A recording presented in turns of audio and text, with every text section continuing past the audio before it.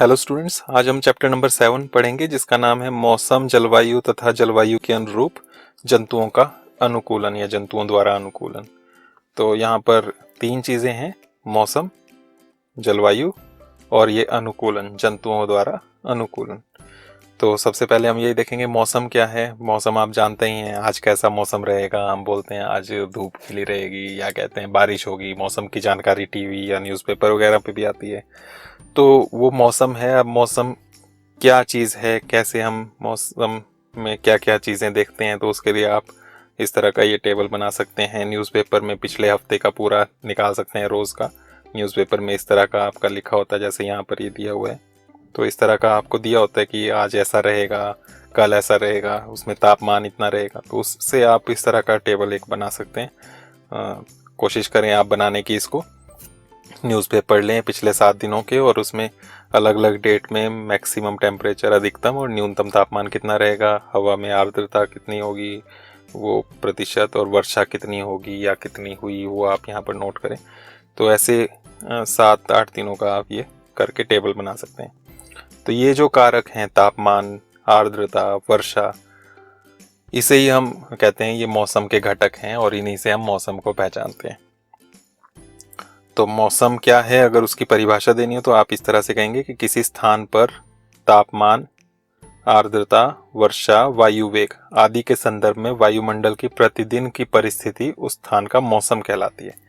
रोज कैसी परिस्थिति होगी, किस हिसाब से, तापमान, आर्द्रता, आर्द्रता यानी कि हवा में नमी, वर्षा, वायु वेग हवा की स्पीड, इनके हिसाब से हम रोज की जो परिस्थिति बनती है उसे कहते हैं मौसम। और इन्हीं को मौसम के घटक कहते हैं। ये जो 4-5 चीजें आती हैं, तापमान, आर्द्रता, वर्षा, वायु वेग आदि, ये मौसम के घटक हो गए। तो ये मौसम है। मौसम रोज का अलग अलग हो सकता है, रोज बदल सकता है।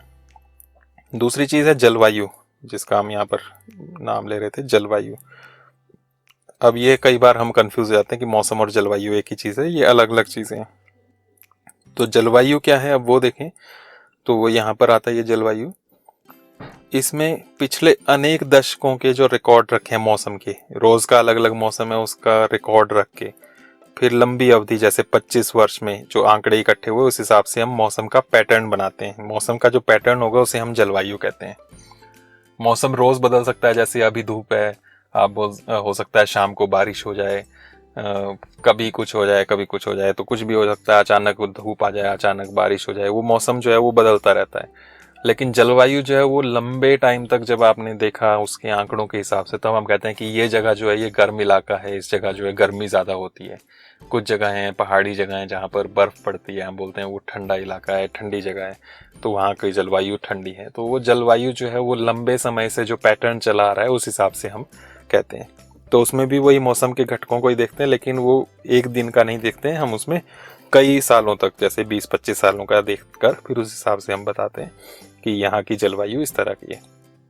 तो वो जलवायु गर्म हो सकती है, जलवायु जो है वो जहाँ बारिश ज़्यादा होती है, गर्मी भी है, तो उसे हम कहते हैं गर्म, और आर्द्र है, ठंडी हो सकती है वो।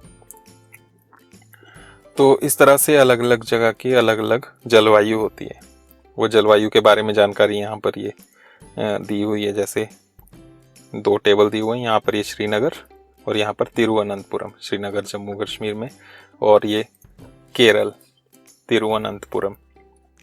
दोनों जगह में आप तापमान देखें तो तापमान यहाँ माइनस में जा रहा है, और यहाँ ये अधिकतम तापमान भी जा रहा है, तो 30 तक ही जा रहा है।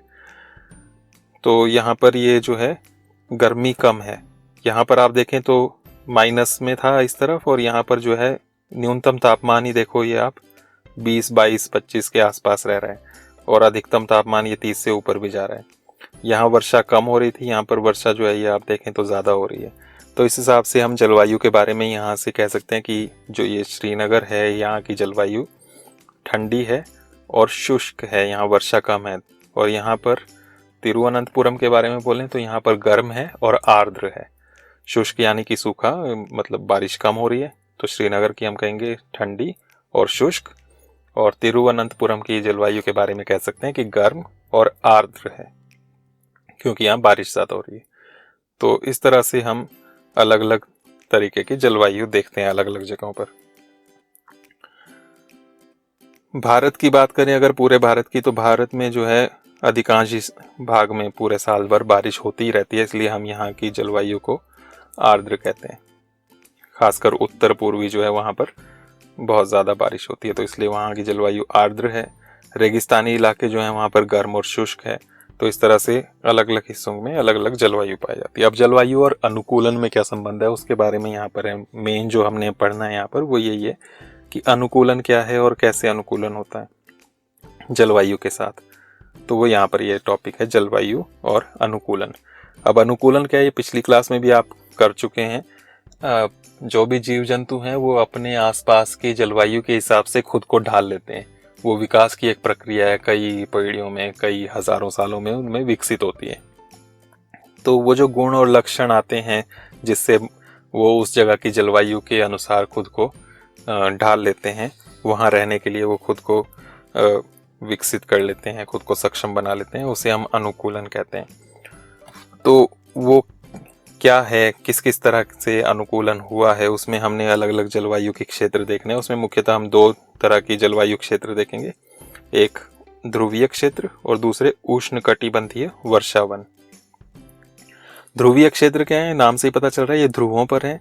उत्तरी ध्रुव और दक्षिणी ध्रुव हमारी पृथ्वी के दो ध्रुव हैं, तो वहाँ उसके आसपास के जो जगहें हैं उनको हम ध्रुवीय क्षेत्र कहते हैं।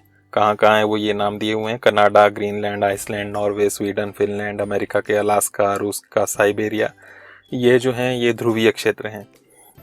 और उष्णकटिबंधीय वर्षावन वो हैं Bharat, Malaysia, Indonesia, Brazil, Congo, ये सारे जो देश दिए हुए हैं, युगांडा, नाइजीरिया, केन्या, ये उष्णकटिबंधीय वर्षावन है।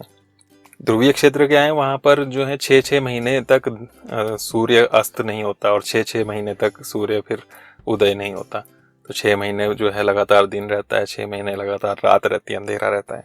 तो इस तरह के जो जगह है वहाँ पर बहुत ठंड रहती है, सूर्य की किरणें साल भर तिरछी पड़ती हैं, तो इस वजह से वहाँ बहुत ठंड रहती है, साल भर बर्फ रहती है।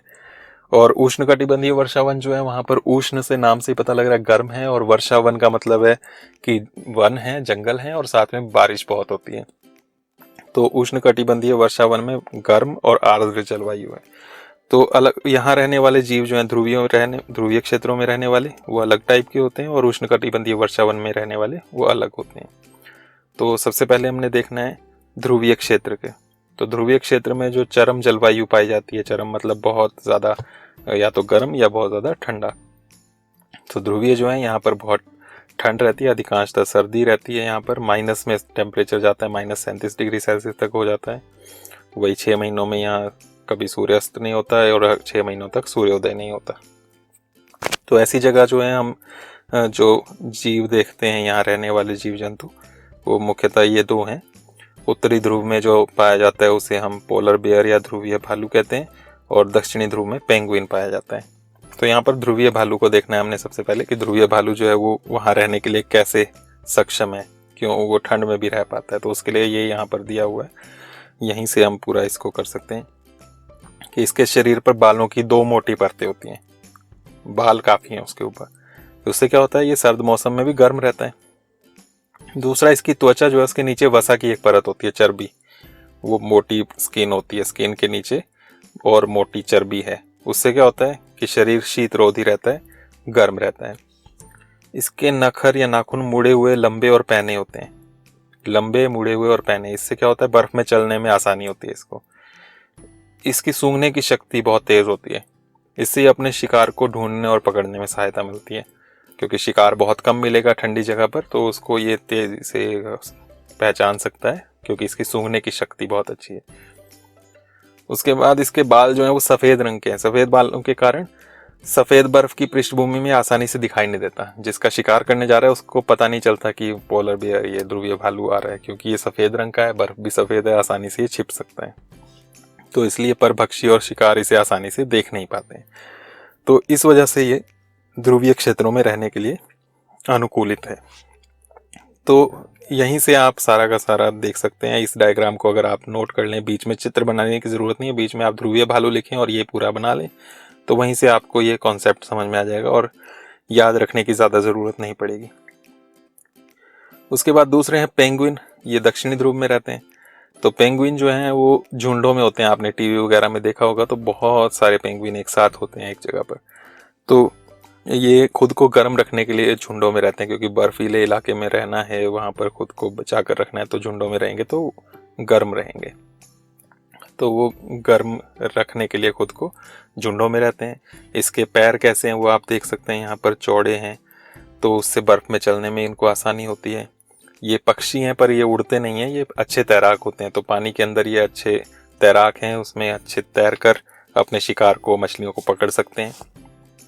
तो इस वजह से ये भी वहाँ रहने के लिए अनुकूलित हैं। उसके बाद यहाँ एक प्रवास भी एक टॉपिक है बीच में साथ में।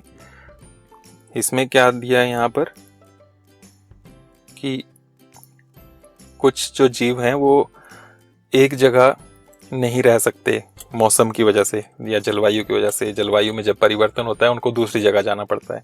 तो वही यहाँ पर दिया हुआ है कि जो मछलियाँ हैं जैसे वो ठंडे जल में लंबे समय तक नहीं रह सकती। पक्षी जो हैं जीवित रहने के लिए शरीर को गर्म रखना पड़ता है, तो इसलिए वो क्या करते हैं, जब ज़्यादा सर्दी पड़ती है तो वो वहाँ से किसी दूसरी जगह चले जाते हैं। तो इसे हम कहते हैं प्रवास। तो प्रवास के लिए चले जाते हैं, कुछ टाइम के लिए रहने के लिए चले जाते हैं, और बाद में जब मौसम फिर चेंज हो जाता है तो फिर से वो अपनी जगह पर आ जाते हैं। तो इस तरह से ये प्रवासी पक्षी यहाँ पर ये चित्र में भी दिए हुए हैं। ये पक्षी दूसरी जगहों से, जैसे साइबेरिया हो गया, ठंडे इलाके जहाँ पर ठंड ज़्यादा पड़ती है, वहाँ पर जब ठंड हो गई ज़्यादा तो वहाँ से गर्म इलाकों में आ जाते हैं। तो इसको कहते हैं प्रवास। उसके बाद हम देखते हैं उष्णकटिबंधीय वर्षावन। उष्णकटिबंधीय वर्षावन में जलवायु गर्म रहती है और भूमध्य रेखा के आसपास हैं, इसलिए वहाँ पर गर्मी तो है ही, साथ में जो है बारिश भी होती है, इसलिए वर्षावन कह रहे हैं।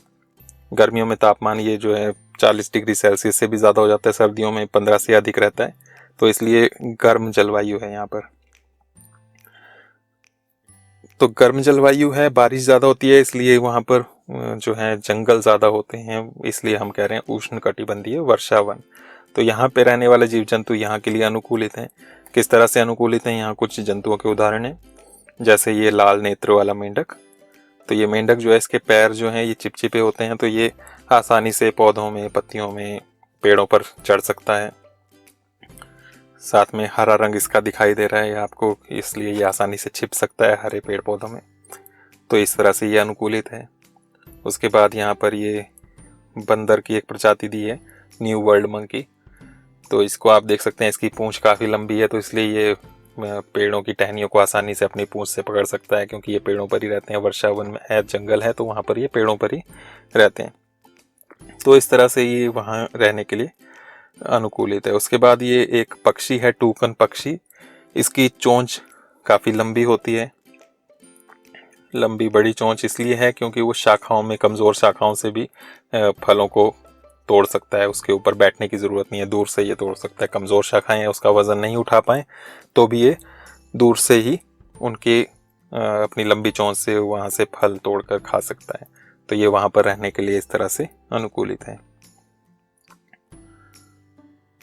उसके बाद ये है यहाँ पर एक और लायन टेल्ड मंकी, लंगूर। तो ये भी वहाँ पर रहने के लिए अनुकूलित है। यहाँ जो जंगलों में रहते हैं, इस तरह के उष्णकटिबंधीय वनों में रहते हैं जंतु, उनकी सुनने की शक्ति बहुत तेज़ होती है। देखने की दृष्टि जो है, इनकी तीव्र दृष्टि होती है, मोटी त्वचा होती है, और ऐसे रंग होते हैं उनके कि वो इस जंगल में आसानी से छिप पाएँ, ताकि वो दूसरे जो शिकारी जंतु हैं उनका शिकार ना बने। तो इस तरह से ये अनुकूलित होते हैं। उसके बाद यहाँ लास्ट में भारत भी जो है, यहाँ भी उष्णकटिबंधीय वर्षावन पाए जाते हैं। यहाँ जो परिचित जंतु है वो हाथी है।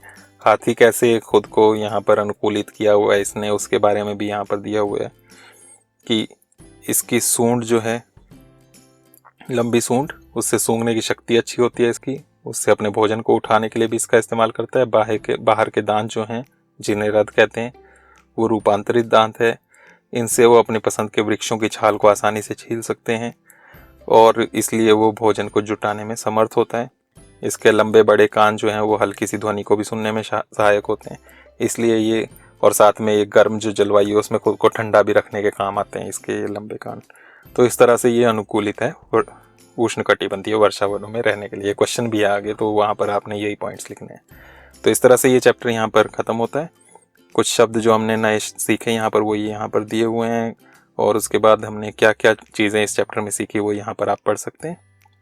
और उसके बाद ये एक्सरसाइज के क्वेश्चंस आपने करने की कोशिश करनी है, और नेक्स्ट वीडियो में जब हम मिलेंगे तब हम इनको फेयर में करेंगे। तो थैंक यू, आज के लिए इतना ही। नेक्स्ट वीडियो में मिलते हैं।